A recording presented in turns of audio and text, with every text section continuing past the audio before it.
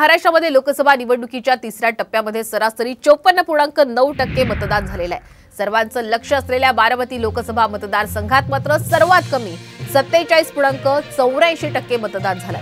तर सर्वाधिक मतदान कोल्हापूर मतदारसंघामध्ये 63.71% इतकं झालेलं आहे। देशात मात्र सर्वात कमी मतदानाची नोंद ही राज्यात झाली आहे। तर देशामध्ये 60% मतदानाची नोंद झाली आहे। काल तिसऱ्या टप्प्यासाठी मतदान हे पार पडलेलं आहे आणि आपण पाहतोय सध्याची ही आकडेवारी। रायगडमध्ये 50.31% मतदान, तर उस्मानाबादमध्ये 52.46% मतदान झालंय।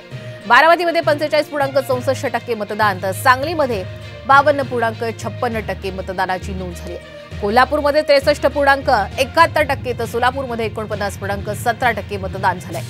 माढ्यामध्ये 50%, तर साताऱ्यामध्ये 54.11% मतदान झालेलं आहे। तिकडे रत्नागिरी सिंधुदुर्गमध्ये 53.75% मतदान, तर लातूरमध्ये 55.38% मतदान झालंय। रायगडमध्ये 50.31% आणि धाराशिवमध्ये 52